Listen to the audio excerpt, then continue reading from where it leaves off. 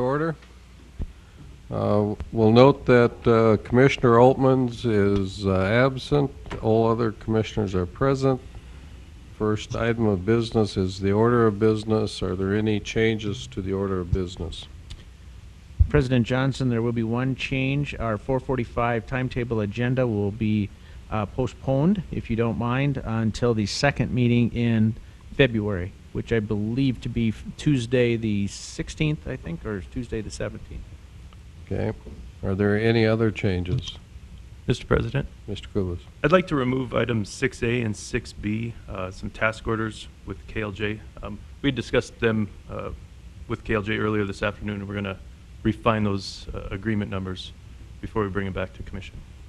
Okay. Any other changes? Not, would there be a motion to approve the order of business as changed? Motion to approve. I'll second. We have the motion and the second. Any discussion? Hearing none, all in favor of the motion say aye. Aye. Opposed, say nay. Motion carries. Next item then is the consent agenda. Are there any items on the consent agenda you wish to discuss? Hearing none, is there a motion to approve the consent agenda? I'll move to approve. Is there a second? We have the motion and the second. Any discussion? Hearing none, we'll vote. Mr. Jackson? Aye. Mr. Steiner? Aye. Mr. Decker? Aye. Chair votes aye, so the motion carries. We'll then go to the non-timetable agenda. Item A is a citizen interested in being on the Board of Adjustment. Mr. Kessel? Thank you, President Johnson and Commission. Mr. Bruce Burke has indicated an interest in being on the city's Board of Adjustments. Mr. Burke has been a resident in Dickinson since about 1987. He is a local business owner. He has a background in utilities and construction. I believe him to be a good member of the board. He's been endorsed by the building official, and so we'd like to recommend Mr. Burke serve on the Board of Adjustments. Okay. Thank you, Mr. Kessel. You've heard his introduction and recommendation. Are there any comments or questions? Would there be a motion regarding this item? Move to approve, Mr. President. Is there a second? Second. We have the motion and the second. Any discussion? Hearing none, we'll vote. Mr. Steiner? Aye. Mr. Decker? Aye. Mr. Jackson? Aye. Chair votes aye, so the motion carries. Mr. Kessel and Mr. Colin, I think, are going to give some reports, so Mr. Kessel, we'll start with you. Thank you, President Johnson. The first item in the report section is the February 2nd City Commission meeting. That coincides with the Southwest Night at the Legislature, and so there's been a request made by the Chamber of Commerce to move the February 2nd City Commission meeting so that you all could attend the Southwest Night at the Legislature. So the question becomes, are you okay with moving the City Commission meeting, and if so, what date would you recommend? I'm okay with moving it, and February 3rd, the Tuesday, works for me. How about the rest of you? Fine. I think it works. Mr. Steiner, Mr. Jackson? How about we move it to February 3rd? Okay, so February 3rd at 4:30. Yeah. Regular starting date. Okay, excellent. Thank you so much. The next item that I have then is the legislative update. We are having regular Friday conference calls with regards to legislative updates from two different bodies. The first is the North Dakota Association of Oil and Gas Producing Counties. We are tracking about 8 or 9 bills through that association, and then the next is through the North Dakota League of Cities, and we're tracking a great many more bills through the North Dakota League of Cities. I just wanted to mention a couple of bills that have already been heard at the legislature. The first one, and of primary importance to the city of Dickinson and western North Dakota specifically, is Senate Bill 2103. This is commonly referred to as the Surge Bill. This bill, amongst a great many things, is slated to bring about $55 million to the city of Dickinson if it passes in its drafted form.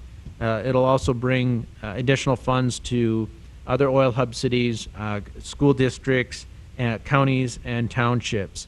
Um, President Johnson provided testimony specifically with regard to this bill. It was very well attended, and we are very hopeful that it will pass. Now, adjacent legislation, Senate Bill 2126, is oftentimes referred to as the Jumpstart Bill. This is an alternative bill that has been put forth by the governor and has similar legislative priorities. The dollars are slightly different. There's no funding for counties or townships in the governor's bill, and the amount for Dickinson is slightly less at $50 million. That bill also had fairly good attendance. I believe that in the end, there's probably going to be a combination of these two bills that will likely pass. And so we'll continue to watch as these move through the legislative session. There's some other bills that we're watching, of course, closely, which include the transportation bill, or the funding for the North Dakota Department of Transportation. President Johnson and I met with the director of the DOT and a couple of his staff when we were in Bismarck. Had a great opportunity to inform the director of our priorities. He mentioned Dickinson in his testimony as it related to the Jumpstart bill and several of the projects that we would like funded and constructed by the DOT. President Johnson also provided testimony in Bismarck on the Water Commission's agenda, or excuse me, Water Commission's funding in support of Southwest Water and the budget that has been created and hopefully passed for Southwest Water. I also testified on a bill, bill number 1137. This is a bill that would create a revolving loan fund, a capital improvements revolving loan fund. It would use many of the same terms as the current SRF, or State Revolving Loan Fund program, but it'd be extended to different projects. You could do road projects, lighting projects, and other like infrastructure. It'll be interesting if this bill, there was a great deal of support for the bill. I'm not sure that it will pass. Something similar was presented in last legislative session, and it did not pass. This fund would be created by using $100 million in profits from the Bank of North Dakota as the initial funding source.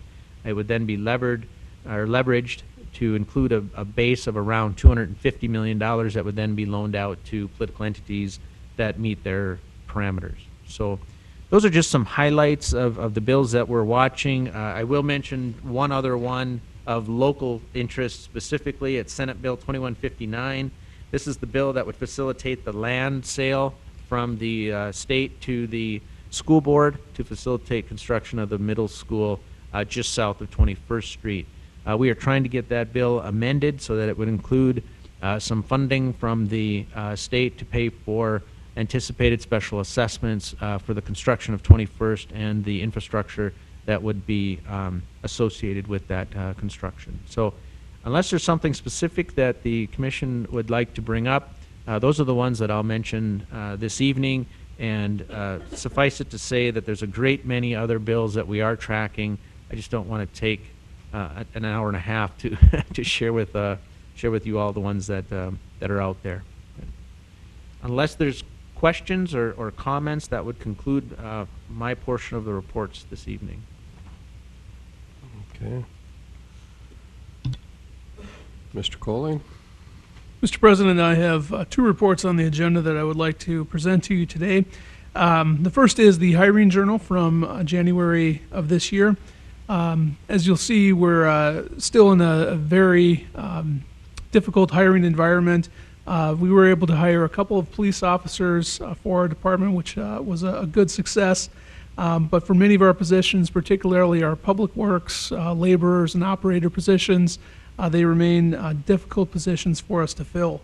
Some of the other positions that we still have remaining open include the Deputy City Administrator for Finance and Administrative Services, the County Manager position, Chief Engineering Tech, And then we have a couple of other positions that we were able to fill. GIS technician is a position on which an offer was made and accepted. So that person should be starting within the next couple of weeks.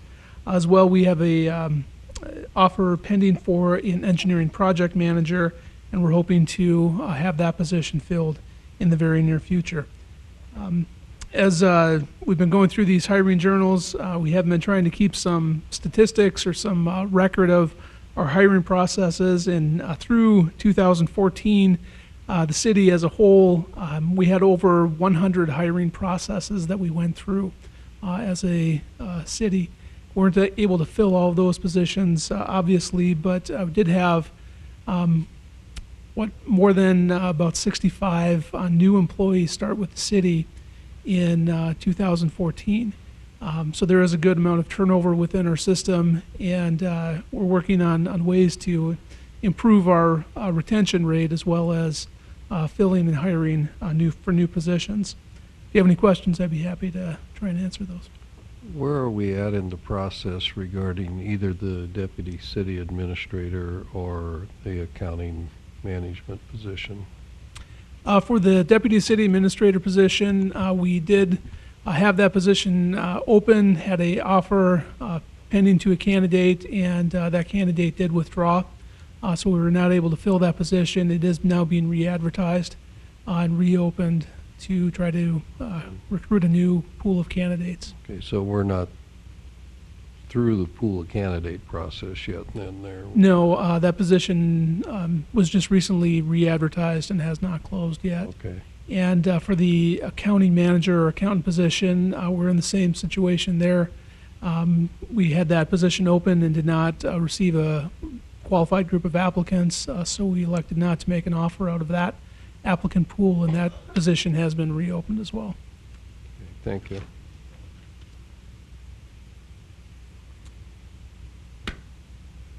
Any other questions regarding the hiring journal? All right. Mr. President and Commissioners, the next report I have for you is a proposed revision to the wastewater backup claim ordinance. As you recall, this has been a matter of some discussion at the commission level over the past couple of meetings.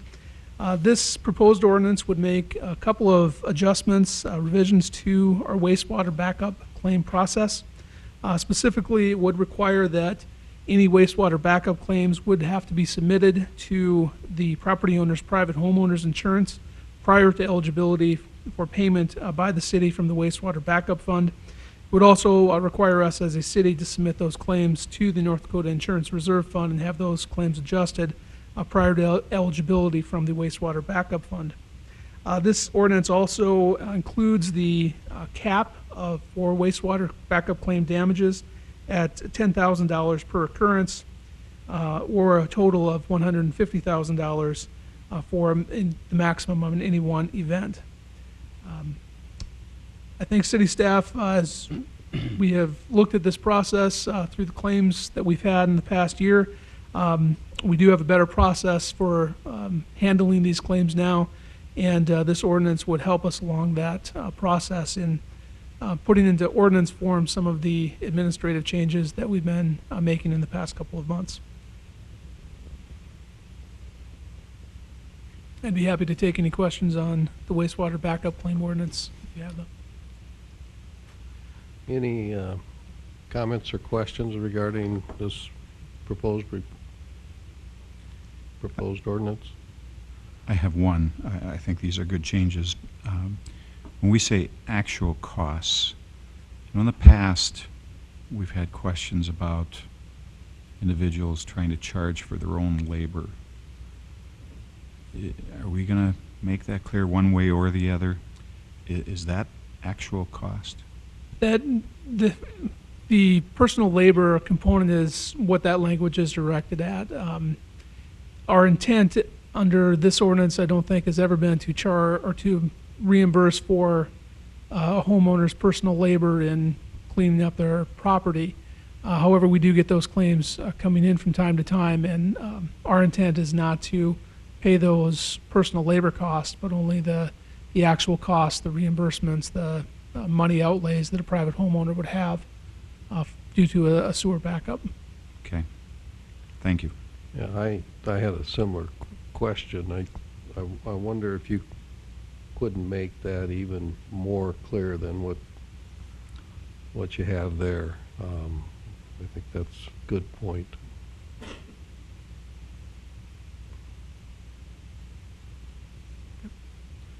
We'll do so. Yeah, I think even if you use some of the language you just used in answering Mr. Jackson's question, where you just specifically state that, personal labor costs like that are not reimbursable. Okay. You used a better term than I did,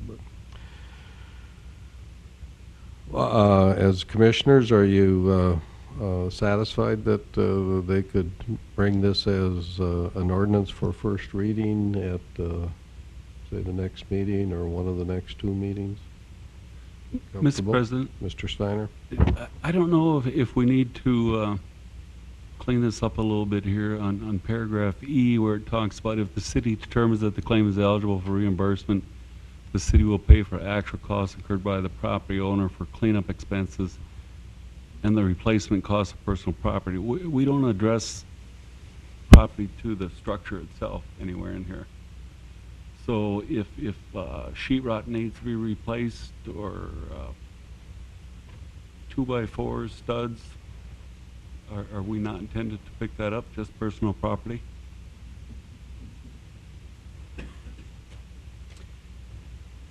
We can certainly adjust that language. I think what we have paid for in the past on claims did include some of the sheetrock and the structural claims, but we can make that clarification within the ordinance. I think we need to clarify that, because right here it just looks like cleanup expenses and personal property. If you have sewer back up in your basement, the water's going to soak up through the Right. studs to the sheetrock, wall covering, and so on. I think somehow we would need to take care of that. But again, I agree with Mr. Steiner, but I mean, it's going to be subject to that $10,000 limitation, and, if someone has damage to that extent, you're probably their cost to restore is probably going to be greater than $10,000. This isn't meant to make you whole. It's meant to,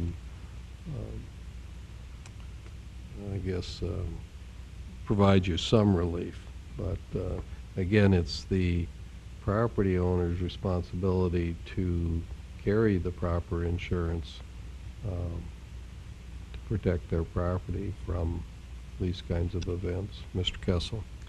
President Johnson, I have a question for Commissioner Steiner, since you're our resident expert on insurance.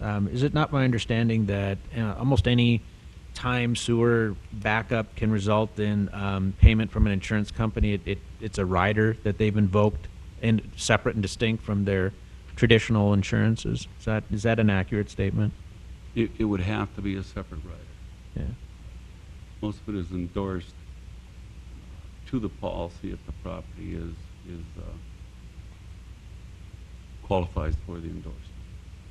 So my point being to those people watching is that they shouldn't assume that they have coverage for sewer backup if they've got traditional homeowners insurance. That they That's should correct. approach their insurance agent, ask for that rider specifically, and then there'll be generally a small fee attached to that as well, correct? If it qualifies, that's correct. Okay. If the property itself qualifies them.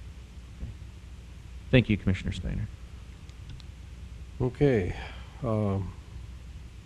Any other comments on this? Are you comfortable having it brought forward for first reading? Okay, I think we are. Anything else, Mr. Coley? No, Mr. President. Okay. Well, that's going to take us down to engineering then, and we have item C left, and Mrs. Marshak is going to present that. While she's come to the podium, it's a Apex task order, so we'll let her explain that. Good evening, Commissioners.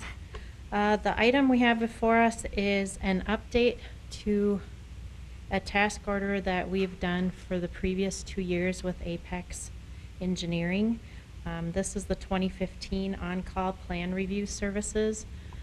When we've had gotten so busy in the past and didn't have staff to help us get this done, we hired a couple firms to come on board, and Apex was one of those firms to help us review plans that came in. And those plans can be anything from development, water, stormwater management, FEMA applications, just any kind of plan work that we need help reviewing. To begin with, it was something that the city bore the cost, but going forward, it's something that's more of a pass-through. Right now, we ask for an estimate on the review, and we get that funding up front from a developer. And so this has turned into maybe not as an expensive endeavor. Some things are still on us, but so I don't have a dollar amount associated with this. It's just when we need their help, we ask them to go ahead and do the review. So you're asking for approval of the task order. You've heard the introduction and explanation. Do you have comments or questions for Ms. Marshak? If not, is there a motion regarding the task order? I'll move we approve the Apex task order. Is there a second? Second. Any discussion? Hearing none, then we'll vote. Mr. Jackson? Aye. Mr. Steiner? Aye. Mr. Decker? Aye. Chair votes aye. Motion carries. Thank you. Thank you. Then we'll go to reports by the city engineer, Mr. Kubas.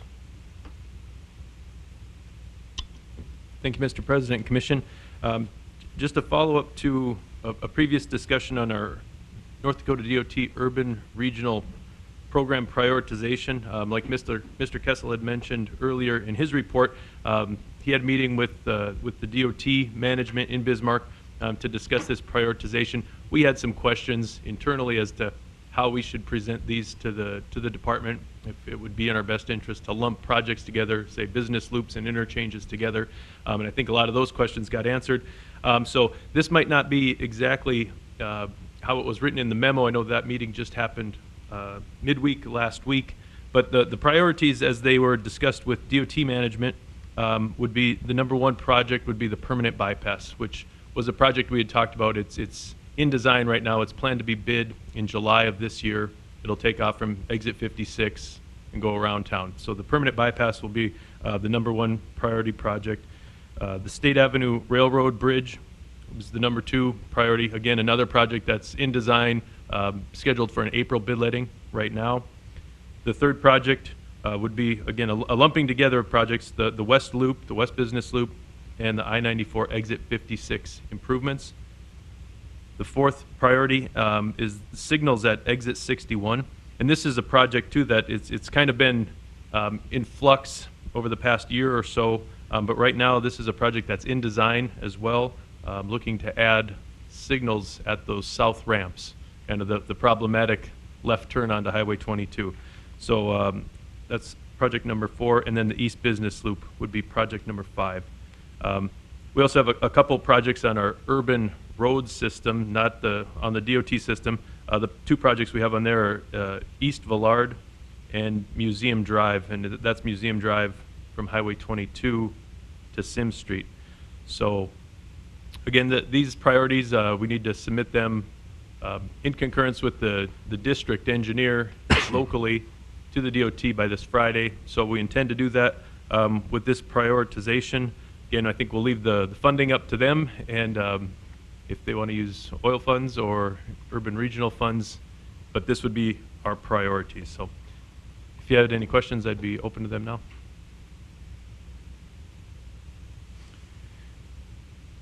That order of projects sounds like it's changed a little bit from our discussion at the last meeting. That must have come out of the meeting last week. I think, are Correct. you're referring to like the East Business Loop? In the west, yeah. Yeah, as I recall, our meeting with the director, it sounded, they wanted the exit 59 and West Business Loop together. Is that the way you heard it? I would agree, President Johnson. In fact, they also had a third project, which was a roundabout at Old 10 and 23rd. And they included that into this, what I'll call a super project, so that all three of those are together. Yeah, that's correct. I forgot about the roundabout. Mm-hmm.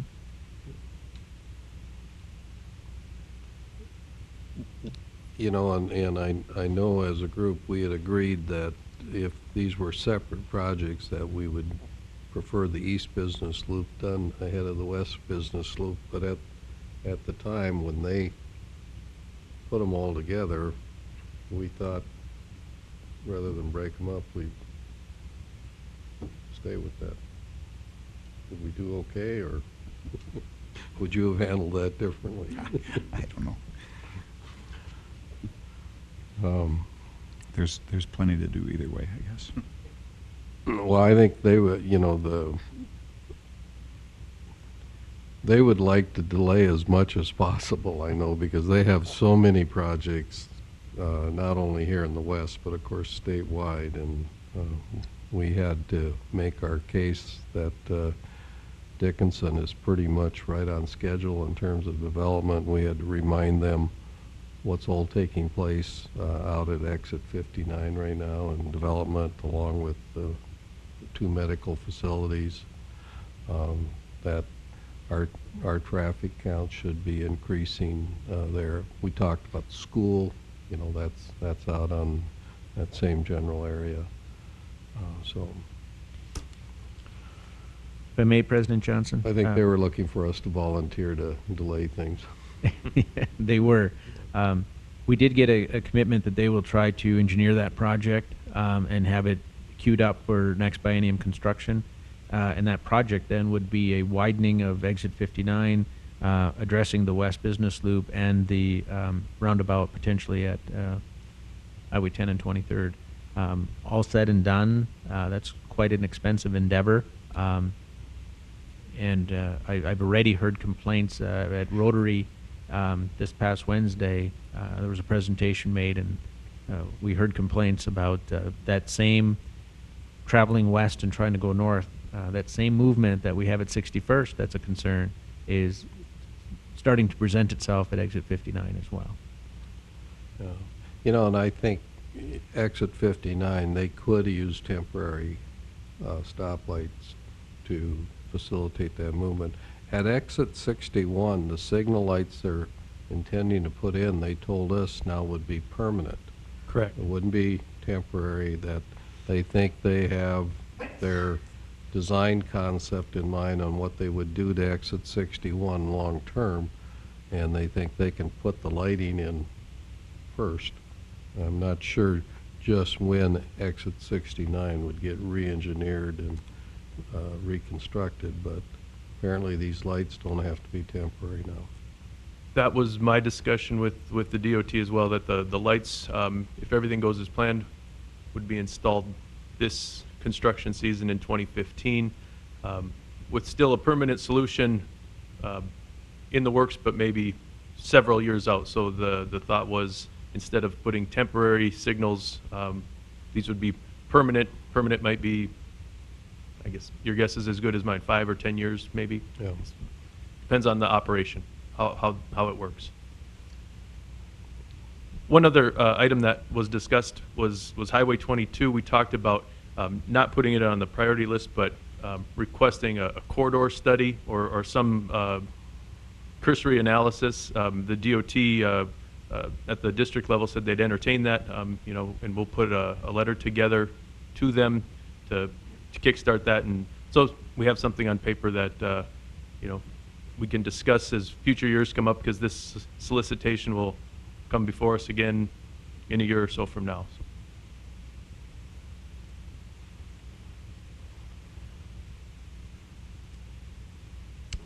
Anything else?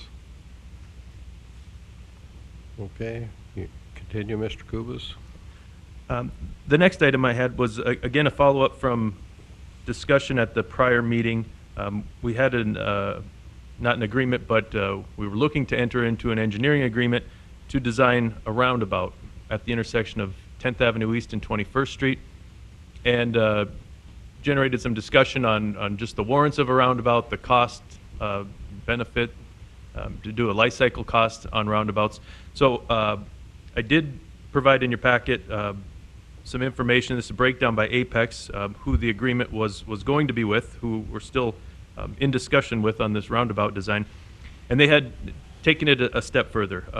One of the unique issues with this intersection is that we do have the sewer project going on there.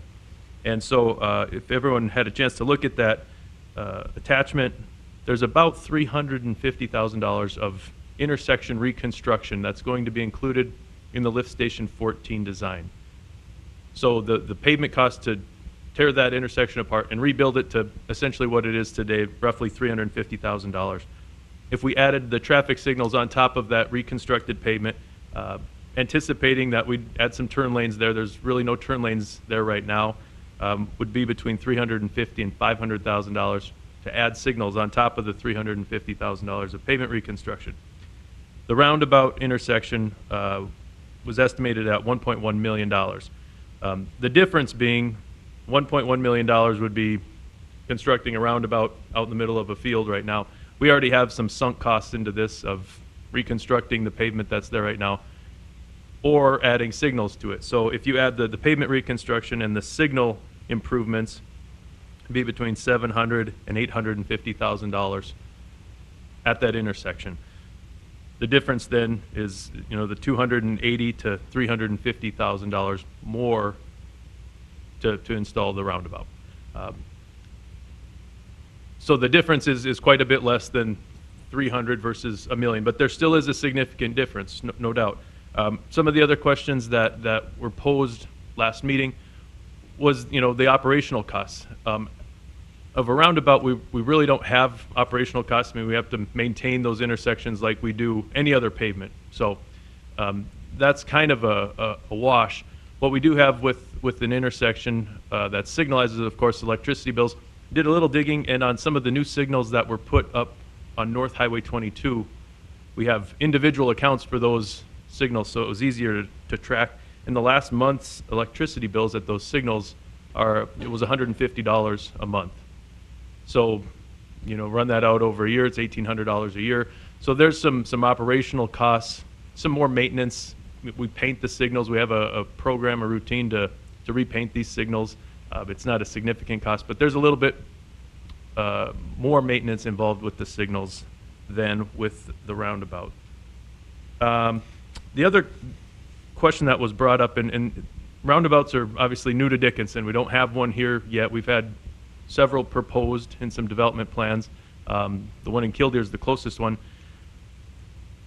The warrants for a roundabout really don't exist. It's in America anyway, it's a new science. And doing some research, there are jurisdictions that mandate that a roundabout be at least studied. An analysis for a roundabout would be studied anytime an intersection would warrant a signal. There's very hard and fast rules on signal warrants based on the traffic counts and turning movements. Roundabouts really have more of just an operational range, and they say between 7,000 and 20,000 vehicles entering this intersection. We're at about 10 right now on this intersection. Roundabouts seem feasible and seem to function. There aren't hard and fast counts. We're kind of within that operational range though, at roughly 10,000 vehicles a day entering this intersection from all four legs. So looking at some guidance, it's fairly loose. I think it's becoming more commonplace for DOTs and municipalities to look at roundabouts. The cost, in this case, and in probably most cases, up front is more. Operationally, the benefit, if you want to, if you could quantify it, is the severity of crashes goes down. That's the big benefit. And operationally, they work very well. We're not delaying any one traffic movement. In this case, we have a lot of vehicles coming from the south and coming from the west.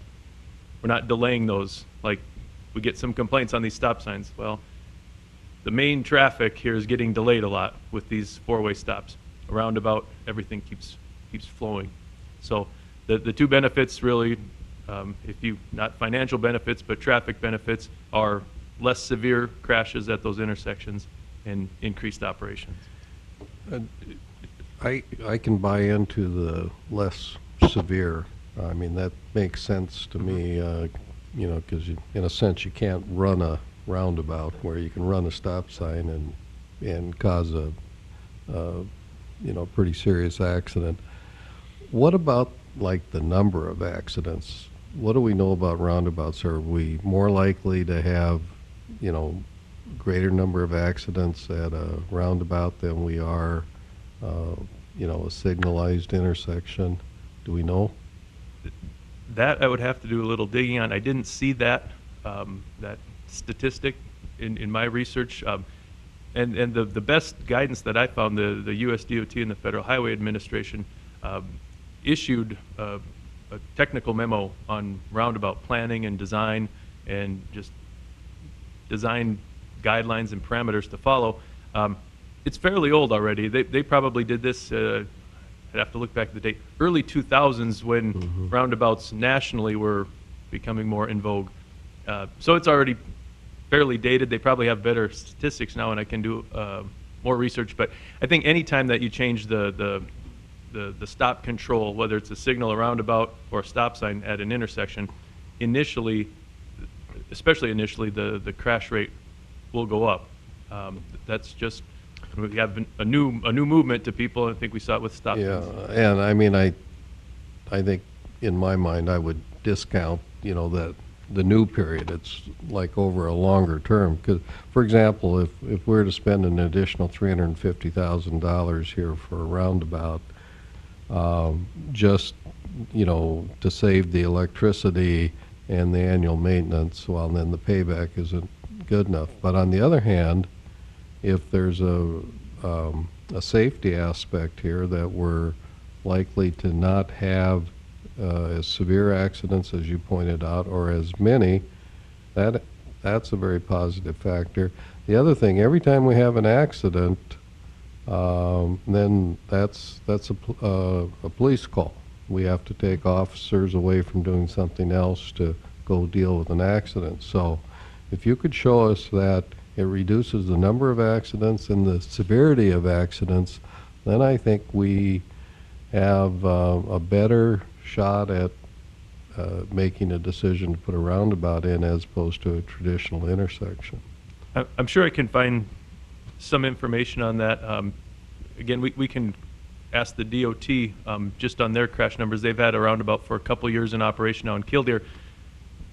Different traffic mix, though, so I don't know it's a great apples to apples comparison, but they still have as local an example to follow, where they have some crash data with a stop controlled, or you know, they had the flashing signal at Highway 200, and now a roundabout for a couple years. So that might be a kind of a regional example that we can all wrap our minds around, that we've all driven through that and we understand that intersection. So, is there anything else, the questions that you've come up with or that you've been asked on roundabouts? It is a fairly new thing, and I think it's okay that we're wading into this one slowly, because it's I think it is something we'll see in Dickinson.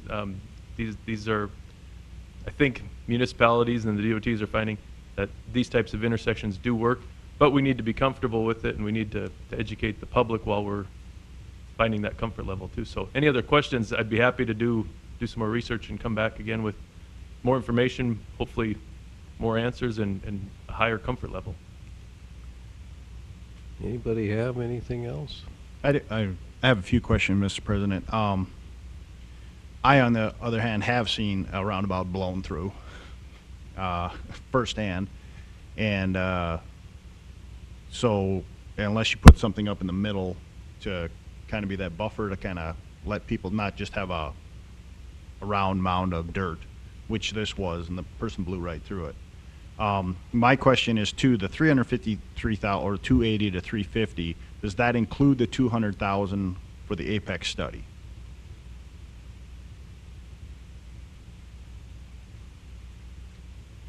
So are we really looking at $500,000, not 300? Does that include the 200,000 for the study? You know, that's a good question. Commissioner Decker. I don't have the detailed estimate that came up with the 1.1 million total cost. Okay. I'd have to do a little checking, and maybe I can find that out here while we're still meeting, if that did include the engineering dollars for it. Okay. I mean, I'm not opposed to a roundabout. I'm just opposed to costs. And I'm no engineer, but I can drive out there and tell you there's a swamp on one part of that. So, I mean, we're going to pay somebody $200,000, come back and say, nah, just put some lights up. You know, and because, I mean, it is to the southeast. There's cattails. Mhm. It's a swamp. So, I mean, that's a lot of dirt to move to make that feasible. So I guess my biggest question is that 200,000 included with the 1.1, that makes it now, 280 to 350, or is that in addition to that cost? I'll look and Okay. hopefully get back to you soon. Okay. If not, I'll send out an email. Okay.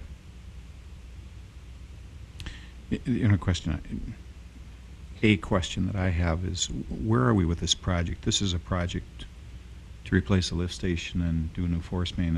I have a hunch we're probably getting ready to go to bid pretty soon.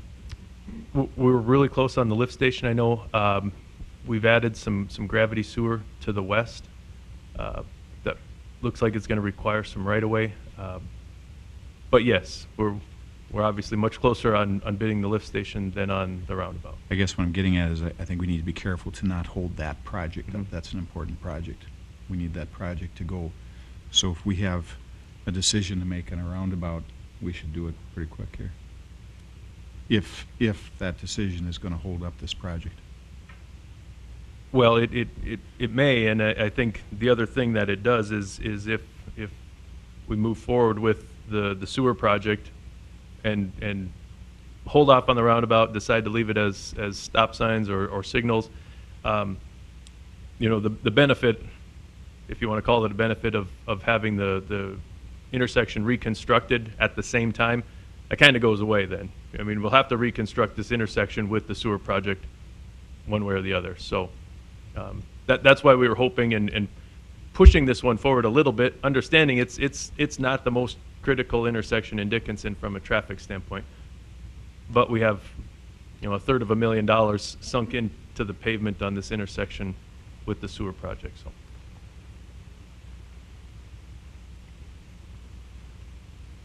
Okay. Anything else on this intersection? If we're done with that, I have a question on one of the items we scratched, and that was the 40th Street West project. And my question is funding. Would that project be primarily funded by the North Dakota DOT, or is this one funded by the city that we'd have to dedicate impact money to or other monies? Mr. President, that was a project we had, we have not prioritized, but we talked about it to what we have in our CIP project as a 2016 project. Right. I believe it was with city funding, maybe with surge dollars. I'm not quite remembering, but it wasn't a DOT-funded project. Okay. So, yeah, and I did look it up. I saw it was a 2016 project.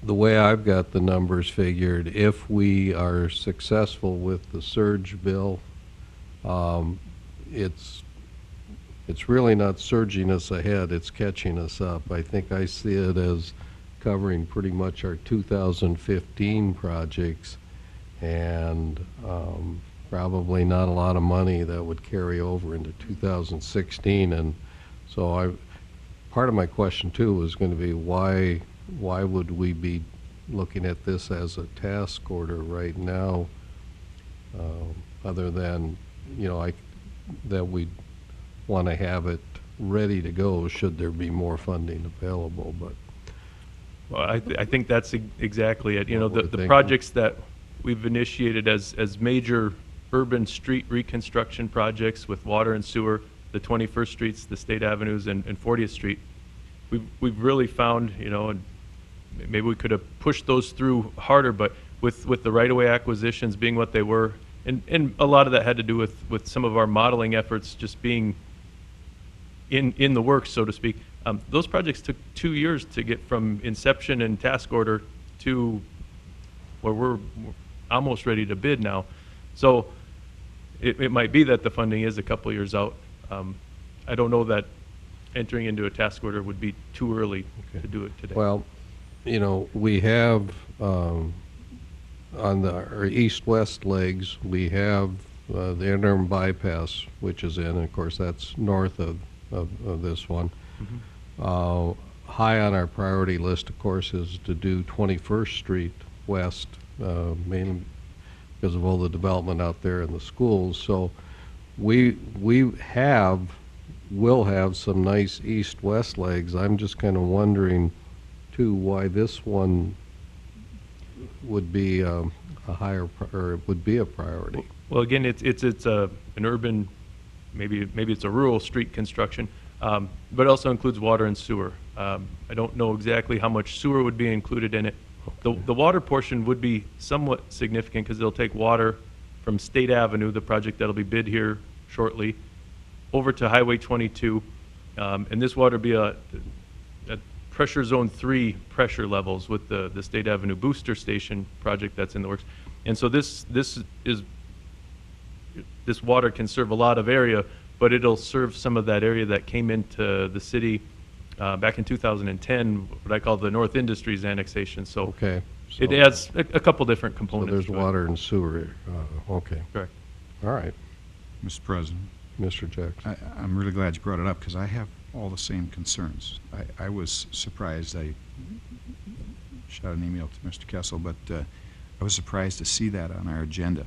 Now, it may be that it should be, and that we should kick this task order off and get it going, but we really need to talk about funding because I don't think that's been on our CIP that I remember. It would be nice to have, don't get me wrong. I believe it is on our CIP for 16, and it is primarily funded through oil impact dollars. Okay. Because it is a difficult project, it represents the border, our northern border, in a great many cases. So it becomes difficult when you don't have a special assessment district or anything on the north side, I especially. understand, and you know, personally, what I think we should be doing, you know, as we've annexed and grown, we have generally enveloped streets. There's been no question they're going to be Dickinson streets. I'm not sure I see this one that way, and I think we should be sitting down with the county and talking about maybe a partnership on this particular street. Its connection with Highway 22 and on the western edge, we have that situation where the Cordy land on the south is not in our city limits. And this roadway would be constructed without either property on the north and south of it in that section with a pair source. And the Cordy property may come in. You know, there's good potential for that, but I don't see much happening on the north side of that street. It is in our urban service boundary, and previous to this, we have had requests to bring in that property on the north side of the Cordy land. I would really hope that before we actually sign task orders, I think we should be meeting with the county. We can facilitate that. And I also, I really am skeptical that we would have the money to construct it in 2016 if this is one of those projects where, you know, it isn't like 80-20 between us and the North Dakota DOT. I don't see us having, I see us having a very limited amount of construction dollars available for 2016. Which means if we're going to engineer anything for 2016, we have to make sure it's a very high priority and that whatever dollars we have, we're going to spend it on building that. Well, this is excellent feedback. I'm glad that this discussion came up. So are And there with- times when we don't give you excellent feedback? I mean, Do you want me to answer that No. on camera? Mr. Jackson's going to make a point. Well, again, it would be a very nice connection to have done, don't get me wrong, but I have the same priority concerns that Mr. Johnson does.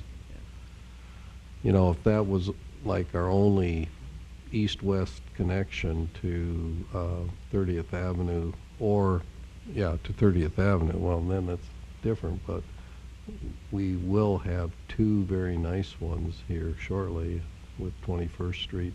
I'm thinking, you know, because you've raised the question before on 21st Street, whether we build 3 lanes or 5 lanes. You know, I'm really leaning towards doing the 5 lanes. If you're going to have the contractors out there working and you're going to do the engineering, I just soon let's get it all done. I know that's more expensive, but we would have 2 very strong east-west connections to 30th at that point. And to that point, 15th Street is also seeing some construction as well. So there's a piece that, through the state land that's not constructed, but with the school being constructed, we'll see another portion of 15th Street, thereby making that a closer connection east to west through the community on the north side of the interstate.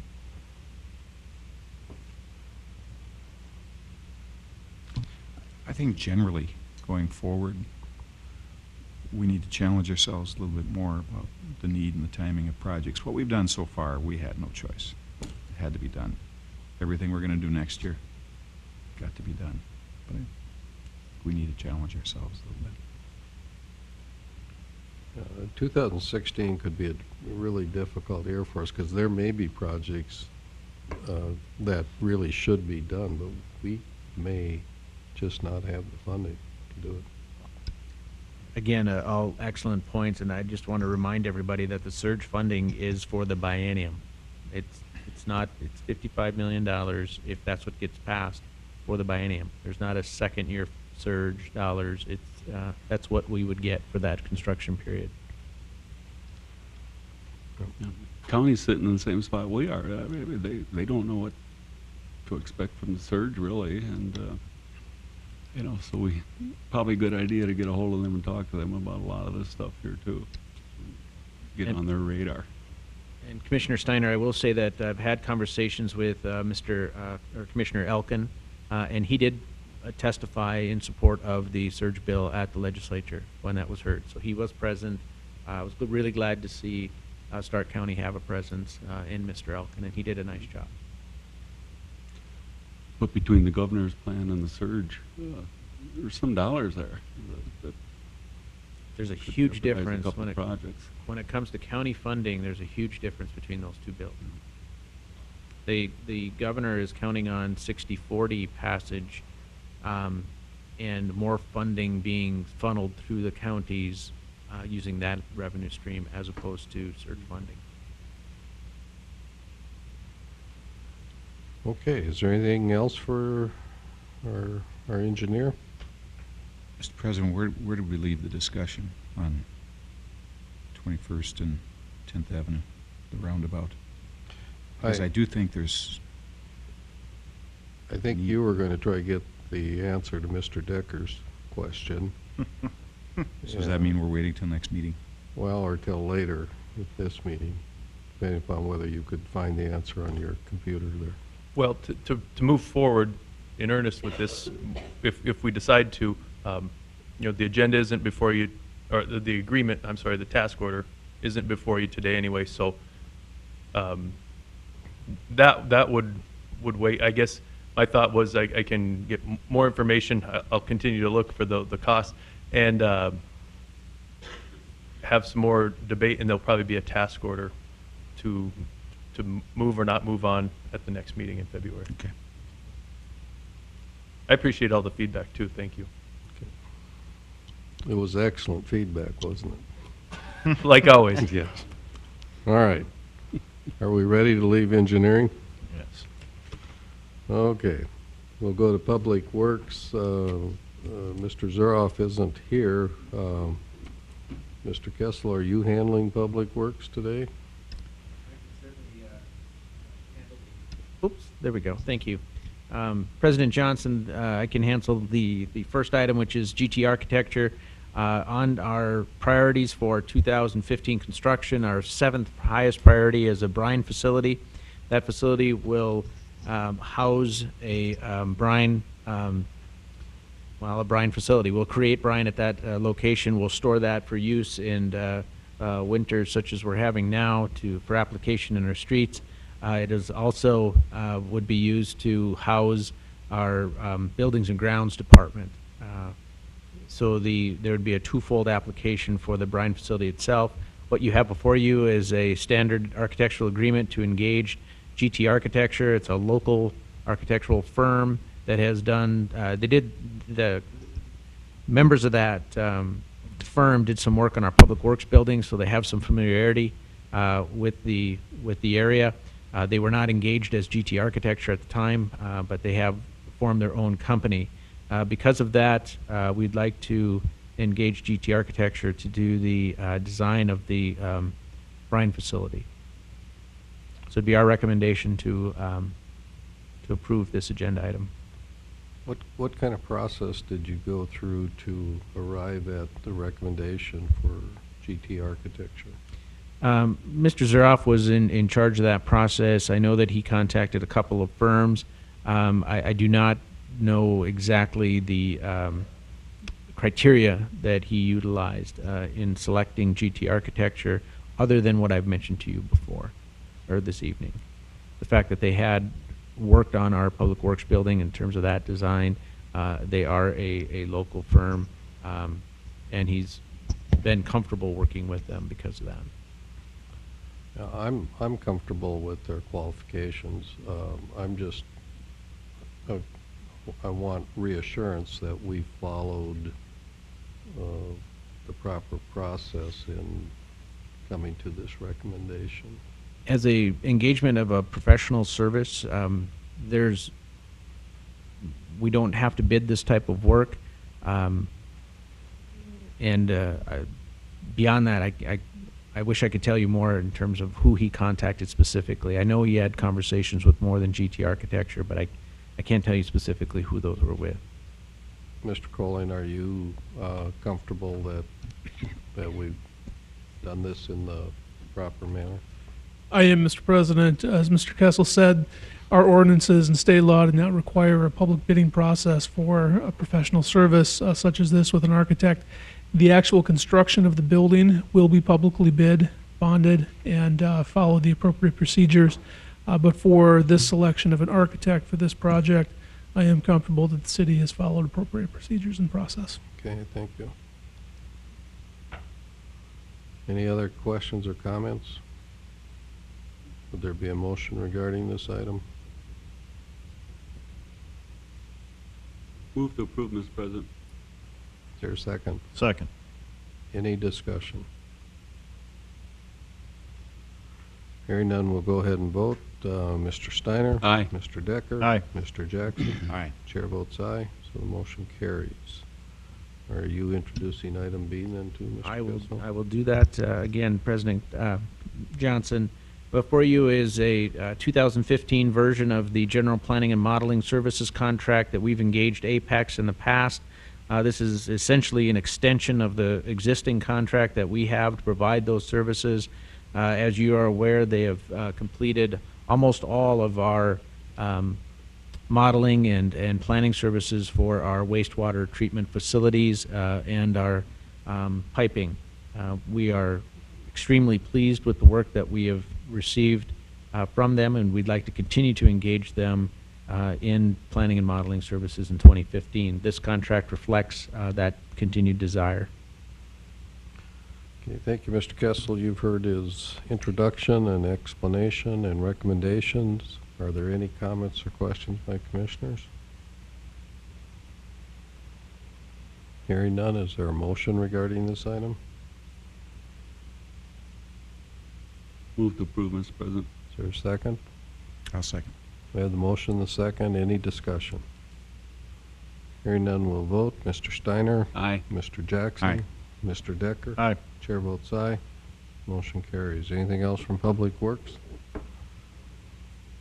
That's it. So we'll go to planning, and Mr. Millstone will handle those items. And the first item is comprehensive plan amendment ordinance. So, Mr. Millstone, anything you'd like to say about it? Thank you, Mr. President, Commission members. Tonight, we'd like you to consider amendments to policies within Chapter 4 of the Comprehensive Plan. Specifically, these policies are 1.1.2, policy 1.3.2, policy 1.3.3, and policy 3.12.5. The Planning and Zoning Commission and city staff recommend approval. This is the second reading. There haven't been any changes since the first reading. And myself and/or Steve Josephson are here for any questions. Okay, thank you, Mr. Millstone. This time we'll ask if there's anyone from the public that would like to comment on this proposed ordinance 1569. If you'd like to comment, you may do so now. Just come to the podium, state your name, and we'll hear your comments. Anyone from the public? There's no one from the public. Any comments or questions by commissioners? Not, is there a motion regarding the second reading of 1569? I'll move for second reading, 1569. We have the motion to approve. Is there a second? Second. We have the second. Any discussion? Hearing none, we'll go ahead and vote then. Mr. Jackson? Aye. Mr. Decker? Aye. Mr. Steiner? Aye. Chair votes aye. Motion carries. Okay. Mr. Millstone, we'll let you go to item number 2, or item B. Mr. President, tonight I'm happy to announce that Alex Burkhalter is here. He's from Housing Solutions LLC, and he's here to tell us about his 36-unit proposal for affordable housing in Northwest Dickinson. He's here tonight looking for a letter of support so which he can put that into his application package for low-income housing tax credits. With that, I'll turn it over to Alex. Welcome. Good evening, Mr. President, Commissioners. As Mark said, my name is Alex Burkhalter from Housing Solutions. I'm a familiar face to some of you. We made a similar application in 2013 and were not successful, not for a lack of need or anything wrong with the application, just the state has limited housing tax credits to give out. And I believe in 2013 and 14 they used those to fund the Heritage Hills project. So here we are again. This year, Northern Place is what we're working on again. It's a little different project than we did 2 years ago. This one is 36 units in one building, 2 and 3 bedroom units, along with the housing tax credits, which is a subsidy we receive for the construction, but not the operations of the property. Come a restriction on the rents we can charge and the income of the occupants. Those were in your package. We're looking at 2-bedroom rents between $340 and $775, and 3 bedrooms $380 to $875. We have another property here in Dickinson that we did about 10 years ago, Dickinson Place, and our manager there reports a long waiting list and lots of calls. The gentleman that does my market studies was here on Friday, and he said, "You're not going to have any trouble, Alex. It's, you know, there's been no change in the need for affordable housing." I think you guys all know that. Like 2 years ago, we're applying to the Housing Finance Agency. Our full application is due on the end of this month, January 30th, and a threshold item for that application is a letter of support from the local jurisdiction. That's what we're requesting tonight. Also, like 2 years ago, we had discussed the possibility of doing a pilot, and you guys have been incredibly supportive of affordable housing with that tool in the past. And because of kind of how fast some of the agreements related to this development have come together, we aren't able to formally ask you for that, but I just wanted to let you know it was a request. Should we be awarded the housing credits, we'd like to bring that before you. Worked with city staff to kind of try and get that within the scope and range that you've done them in the past. So I have happy to answer any questions you may have about the project. Any questions for Mr. Burkhalter? Mr. Burkhalter, I wasn't sure that I quite had the location correct as I looked at maps and all. Can you Okay. detail that for us? Sure, Councilman or Commissioner Jackson. It's pretty much straight north on 12th Street from the new Prairie Ridge School, Prairie Rose Elementary School. There's kind of a hub of apartments up there. So are you actually going to be fronting, or maybe the rear side of the building onto 40th? That's correct. Yeah. Okay. And we've actually designed our site in anticipation of that being a pretty busy street. It'll give us good visibility, but we've got the garages there. Okay. In light of the last conversation, I just thought I would ask that question.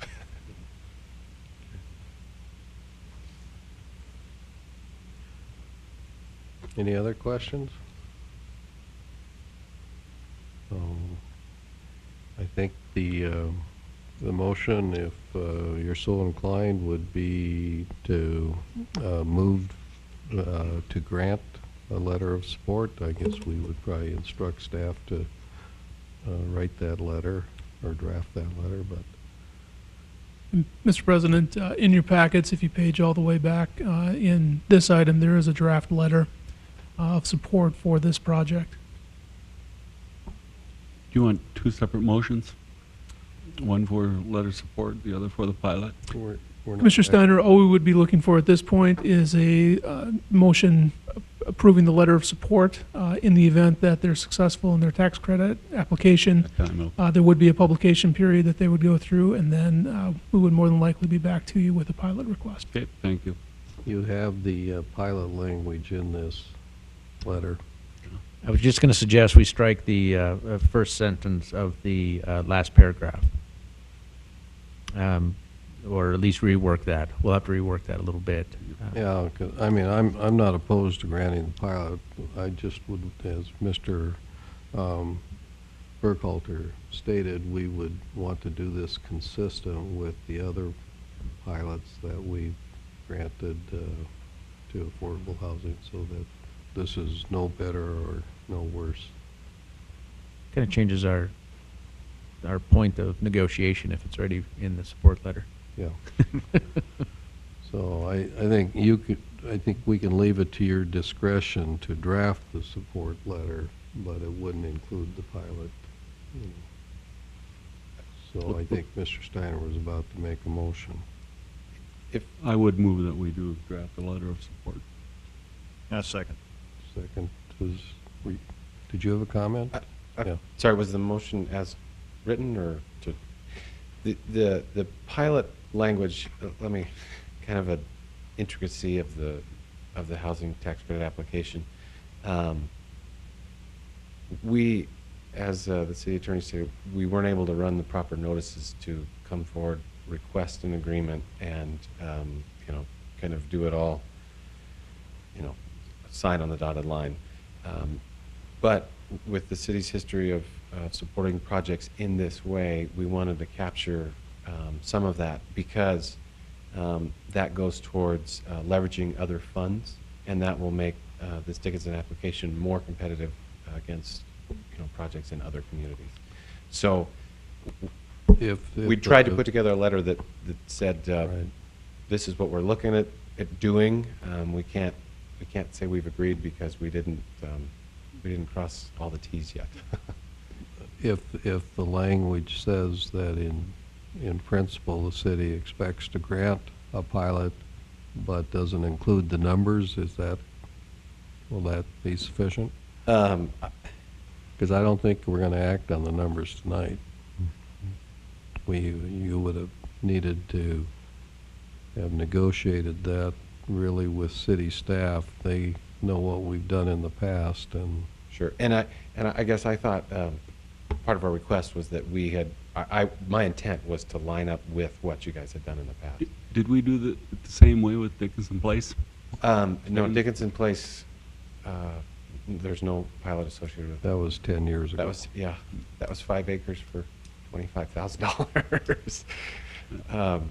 Mr. President, and Commissioners, the terms that are included in this are consistent with the other pilots that we have done over the last probably 5 years for low-income or income-controlled housing. Okay. Yeah, if you can, assure us that that's the case, I don't mind acting on the pilot, but, like I said, if we deviate from what we've done in the past and we become more generous, then this will become the new norm. And so I want to make sure you guys are comfortable that this is consistent with other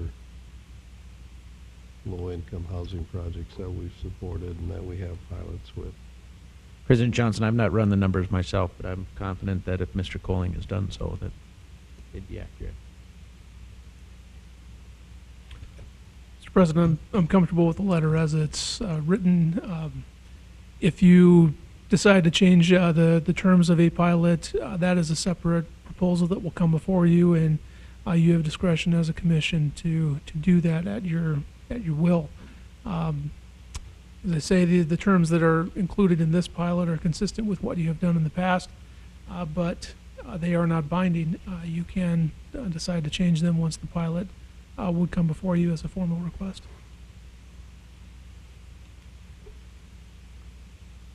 Okay, so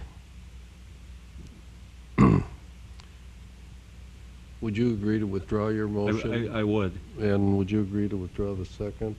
And then you want to try again? As long as Mr. Colling is aware it has been recorded here, what he stated, I would make that motion as he stated. Okay, so essentially what we're doing is move to pass the letter as written. Now a second. Now we have the second. Other discussion? Okay, we'll go ahead and vote then. Mr. Steiner? Aye. Mr. Jackson? Aye. Mr. Decker? Aye. Chair votes aye. Motion carries. Thank you. Thank you. Item C, South Park Third Annexation. Mr. Colling. Mr. President, Commissioners, the ordinance before you is a annexation ordinance. This is a relatively small section of property, approximately 2.11 acres. It is located on the south side of 8th Street Southwest and east of what would be the extension of State Avenue. This is on the south part of town. There is, if you are familiar with the area, there is an apartment complex to the east of this property, and the developer of that apartment complex requested to buy a section of this land in order to construct a row of garages for that apartment complex, to service that apartment complex there. So this would be the annexation of 2.11 acres. The developer is the only owner of this property, which allows us to proceed by ordinance. This is a section of property that was formerly owned by the city, and the city sold this property to the developer in order to construct the garages. We simply need to extend our city boundaries so that they can have the building permits issued by the city for that garage structure. If you have any questions, I would be happy to entertain those. This would be ordinance 1569 for your records. Mr. President. Didn't we use 1569? I'm sorry, you're right. This would be 1570. 1570, okay. Okay, you've heard Mr. Colling's introduction. We'll ask at this time if there's anybody from the public that would like to comment on ordinance 1570. If you would, please come to the podium, state your name, and we'll hear your comments.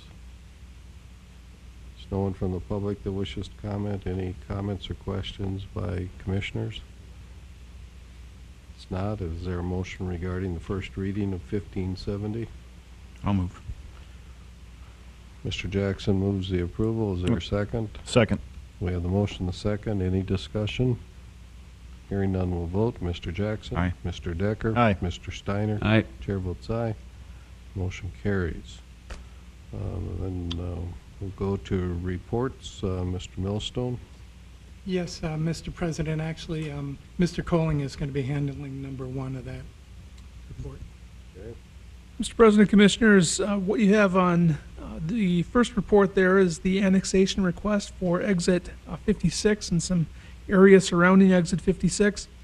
This property has been requested for annexation by Roars, the developer in that area.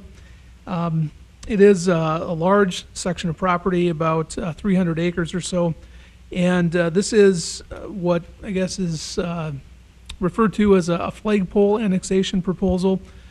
This area is not adjacent to any city limits at present, so the proposal that has been made is to annex the Interstate 94 right-of-way and then connect up with Exit 56. So there would be a gap of a mile and a half or so in city limits other than the Interstate 94 right-of-way. We've had substantial discussion about this among city staff, and of course, a couple of city commission meetings ago, you did see the West Area Plan water study and wastewater study and the infrastructure that was necessary for that. So as city staff, we've tried to come up with, I guess, a plan of how to service this area adequately or to understand what would be necessary for municipal services in that area. And of course, they're fairly substantial. In order to provide potable water, as city staff, we really think it ought to be a looped system, which is about a $25 or $30 million infrastructure project. As city staff, we feel fairly strongly that there does need to be 2 access points to that area to provide for emergency services, as well as all of the other traffic that will go out there.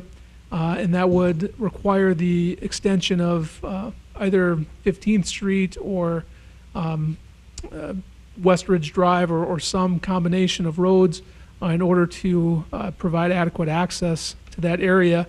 As well, there is it does present a substantial burden on city staff in order to provide adequate services out to an area that is fairly remote from our existing city service centers. And that's true for fire response, police response, our public works staff that will have to plow streets out there and provide refuse service, solid waste service.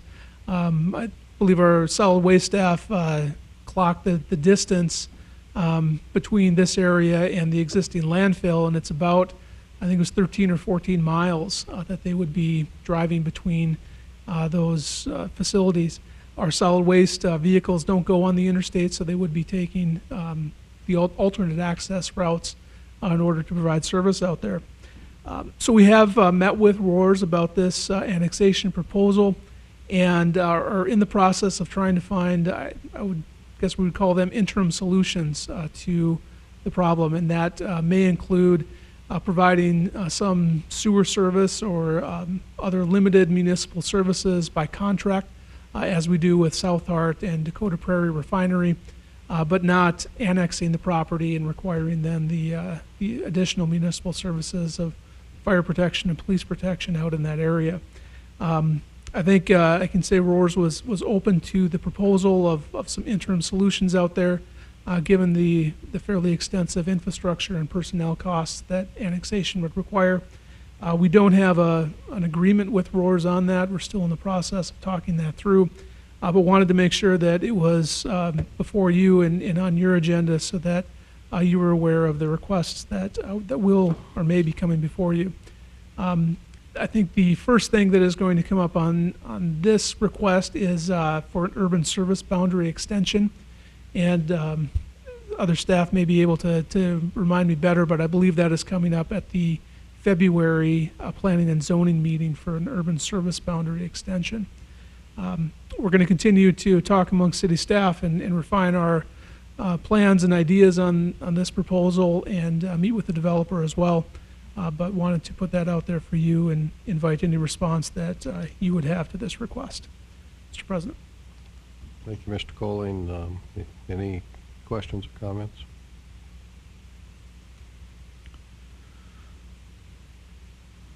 Mr. President, I have a number of questions. I don't know how far we want to get into this tonight. But I guess I would ask Mr. Colling, it appears that part of the request is for zoning of what, about the third of the property industrial.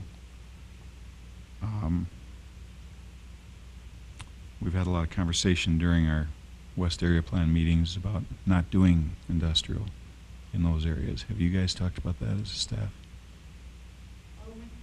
We've had some discussion about it, and Mr. Millstone or Mr. Josephson may be best able to add to that. I think city staff share some of the same concerns about industrial zoning in that area. Mr. Josephson or Mr. Millstone? Yes, Steve Josephson, city county planner.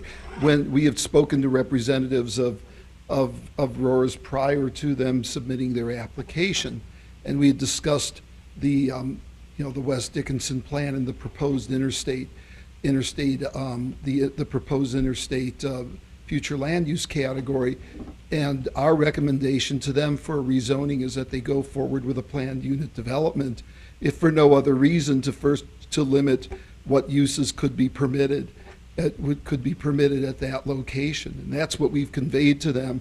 And currently in their application, they've asked for standard rezoning districts of general commercial, limited commercial, or limited industrial and general industrial. I think what they have been thinking is that they're not certain that they had some concerns about whether or not a planned unit development would be exceedingly restrictive, which we've tended not to do. The whole purpose of this would be to restrict what uses would be there, and I think there's some concerns that that there are uses that they want to do out there that wouldn't be covered in something like that. But we have advised them and recommended they come through with a planned unit development that would actually list out the different uses that would be there.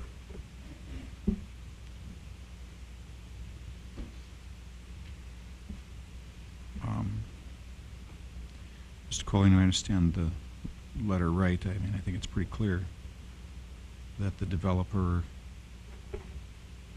is really not expecting to pay anything for infrastructure out to the subdivision.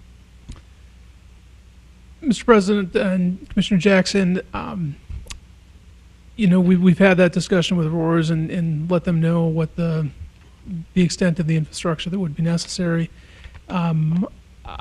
I would probably agree that's their initial proposal is that that infrastructure cost will be borne by the city and not by the developer, at least for the extensions of lines to get out to this area.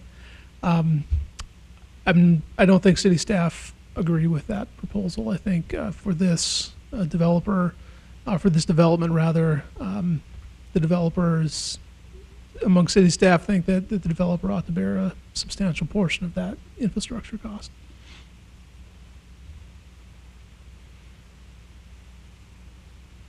Other comments or questions?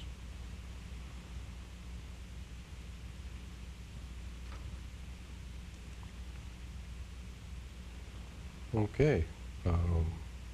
There's no other comments regarding this item. We'll go on and hear the comments on the building permit report. Thank you, Mr. President, Commissioners. I thought it might be easier if we looked at this graphically, so I'll take the podium.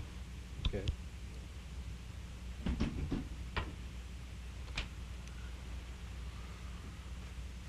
What I've done here is a broad brush effort on the permits. This is year over year, so it's end of building year 2014 compared to 2013. Again, this is just a broad brush effort. After we go through these quickly, we can look at any kind of data you'd like to. First, we're looking at commercial structures. It was down 55% from the previous year. Next, we got public structures. It was up 66% over the previous year. These are just permits again. Single-family structures was down 5%. Duplexes, this was the easiest slide I ever put together. We didn't have any last year, and we don't have any this year. Multifamily and row housing was down 44%. Total permits issued were down 16%. If I'm going too fast, please stop me. Total housing units are down 33%. New building permit values were down 32%. Miscellaneous permits were up 15%.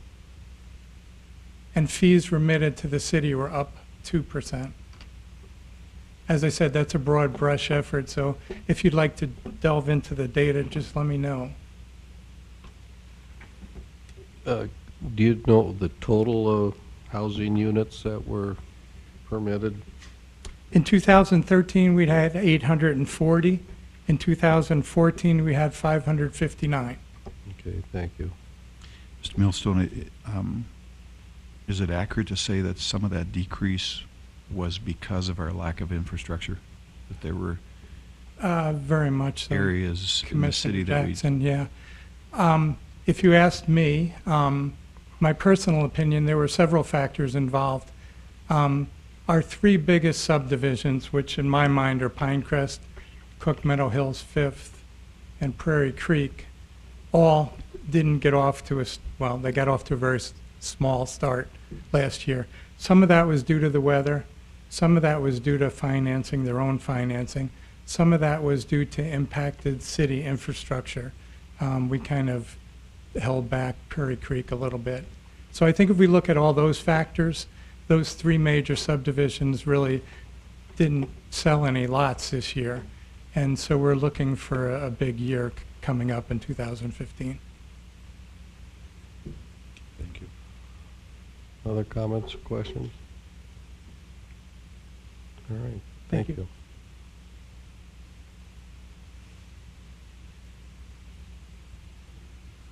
you. Then we'll move to commission reports. Mr. Colling, you have an item there regarding tobacco sales? Thank you, Mr. President and Commissioners. The ordinance in your packet is a proposed ordinance, which would allow tobacco sales by minors. This was a particular request of one of the commissioners and wanted to put this on the agenda for your consideration. Currently, the city ordinance, section 2506020, provides that it is an offense for a minor to possess, sell, purchase, or attempt to purchase tobacco products. This proposed ordinance would delete the language with respect to selling of tobacco products.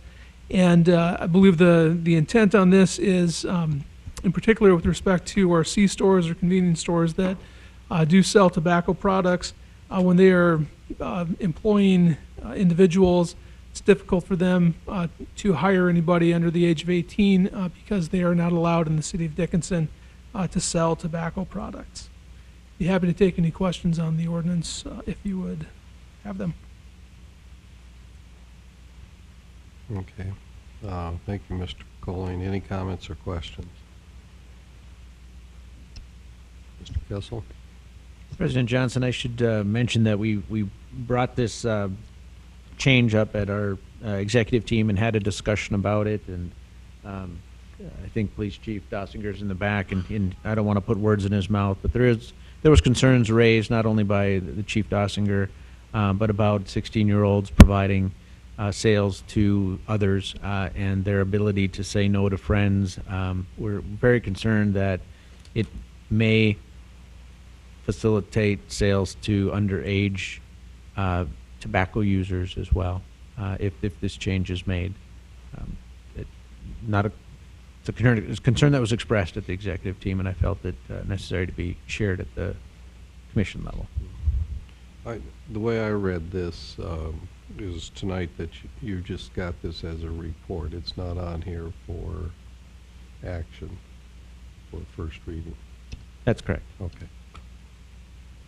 So they're looking for feedback on whether or not this should be brought forward for first reading at a future meeting. So any feedback? Personally, my feedback was I would not support this here as it's stated. Okay. Anybody else? Mr. President, I feel, and I was the one that brought this up after being approached by multiple businesses in town. It's still an offense if minor sells it. And the business is still accountable, if I'm correct, right? So if there's a check as worded in the language here, if the police department runs a check and they bring minors in and a minor sells it, that business is still accountable for that hire. I know there's additional pressure, but there's also additional pressure on a lot of these businesses to find somebody to work. behind that counter. So, Mr. Decker? Anybody else?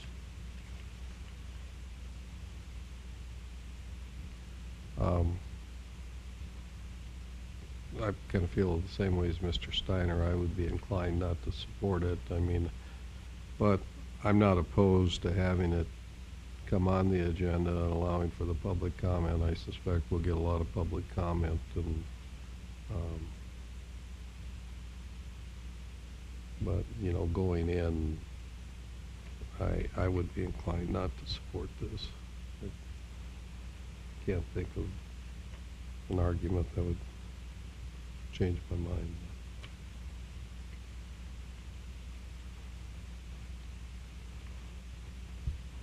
So I guess it's up to you to decide what you want to do. Thank you, Mr. President. There any other items by commissioners? If anyone from the public would like to address us, you may do so now. Just come to the podium, state your name, and we'll hear your comments. Mr. President, Yes. I did find an answer to Mr. okay. Decker's question from earlier, and the question was whether or not in the $1.1 million cost estimate of the roundabout was the engineering included in that. It was not. So there'll be the additional cost for preliminary design and construction engineering above and beyond the 1.1 million. So the 280 to 350 difference is, you know, the last time we had talked about numbers was a couple $100,000. A couple $100,000 more than that. Half a million dollar difference. So it is a $500,000 difference then to do the roundabout, Correct. because it's $200,000 in additional engineering. Correct.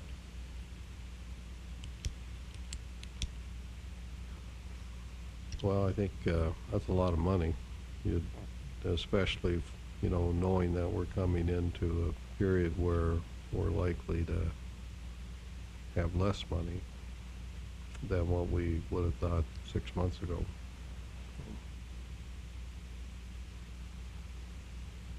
I think you have, you know, from my way of thinking, I think you have to make a really strong case that there are, you know, the safety concerns and, you know, fewer accidents, that type of thing, really, I mean, that is indeed the story, and,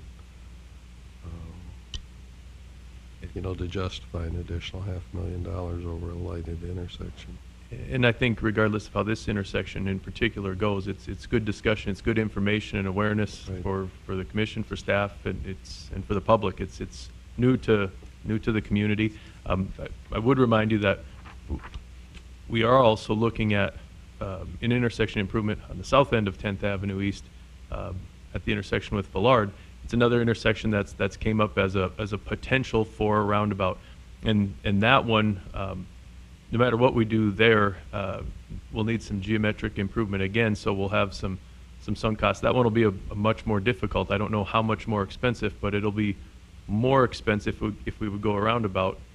If we go that route, it will be more than $1 million that we're anticipating that this pretty standard intersection would be at 21st Street. So I think we'll continue to look into it. It's they're effective from a traffic standpoint. Maybe we need to further the discussion and get into some preliminary design on one to really refine the costs. We haven't gotten that far. This 1.1 million is a fairly rough number, but I think it's, again, great discussion. So thanks. Well, you know, my only experience with the roundabouts is the one up at Killdeer, and I really like that one. It works very well, but, you know, and I could see paying a premium for a roundabout versus a conventional lighted intersection, but, you know, yeah, it's got to be a reasonable premium. I'm not convinced in my mind that $500,000 for this particular intersection is a reasonable premium.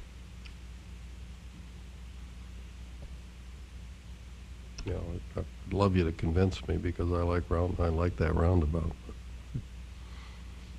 Okay, anybody else care to comment on that? All right, well, I think we're at the point where the chair would entertain a motion to adjourn.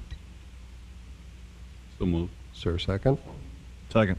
All in favor, say aye. Aye. Opposed, say nay. The motion carries. We stand adjourned.